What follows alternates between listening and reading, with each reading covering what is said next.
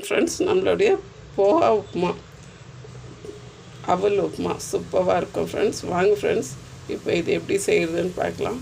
ரொம்ப குயிக்காக செஞ்சிடலாம். ஒரு 5 மினிட்ஸ்க்குள்ளே நம்ம இதை செஞ்சு முடிச்சிடலாம். ரொம்ப ஹெல்த்தியானதும் கூட, டயட்டுக்கெல்லாம் ரொம்பவே பெஸ்ட்டு. வாங்க ஃப்ரெண்ட்ஸ், இப்போ இது எப்படி செய்கிறதுன்னு பார்க்கலாம். Hi friends, happy morning. Welcome to all channel friends.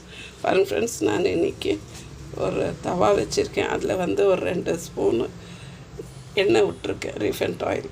பின்ன கடுகு, சீரகம், உளுத்தம் பருப்பு போட்டுக்கிறேன் ஃப்ரெண்ட்ஸ். அதோட ஒரு டேபிள் ஸ்பூன் அளவுக்கு கடலைப்பருப்பு சேர்த்துடுறேன். பாருங்கள் ஃப்ரெண்ட்ஸ், இதோட நான் வெங்காயமும் பச்சை மிளகாவும் சேர்த்துருக்கேன். வெங்காயம் ரொம்ப தீயக்கூடாது. இப்படி ஒரு கண்ணாடி பதத்துக்கு வெந்து வந்தால் போதும். பாருங்க ஃப்ரெண்ட்ஸ், இப்போ நான் வேக வச்சுருக்கேன் கேரட்டு, உருளைக்கிழங்கு, பீன்ஸ் சேர்த்துக்கணும். கொஞ்சம் உப்பு போட்டு வேக வச்சிடணும். அத்தை இதோடு சேர்த்துடணும்.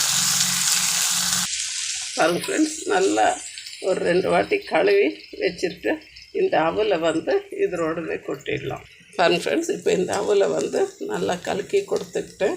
இப்போ நான் கொஞ்சம் உப்பு போடுறேன். ஏற்கனவே காய்க்கெல்லாம் உப்பு போட்டிருந்தேன். ஸோ இதுக்கு நான் ஒரு கொஞ்சம் உப்பு போட்டு கிளறி விட்டுடுறேன்.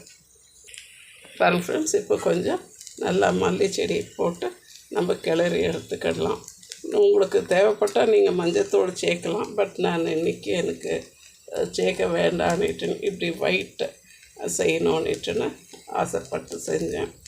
ஒரு முறை இப்படி செஞ்சு சாப்பிட்டு பாருங்கள் ஃப்ரெண்ட்ஸ், ரொம்பவே நல்லா இருக்கும். டெய்லி இட்லி தோசைக்கு பதிலாக ஒரு நாள் அவல் உப்புமா சூப்பராக இருக்கும் ஃப்ரெண்ட்ஸ். இப்படி வெஜிடபிள்ஸ் எல்லாம் போட்டு, இன்னும் நீங்கள் பட்டாணி, வேறு என்னென்ன காய் பிடிக்குதோ அதெல்லாம் போட்டு கூட செய்யலாம் ஃப்ரெண்ட்ஸ். தேங்க்யூ ஃபார் வாட்சிங் ஃப்ரெண்ட்ஸ். ப்ளீஸ் ஷேர் பண்ணுங்கள், லைக் பண்ணுங்கள், சப்ஸ்கிரைப் பண்ணுங்கள் ஃப்ரெண்ட்ஸ். தேங்க்யூ.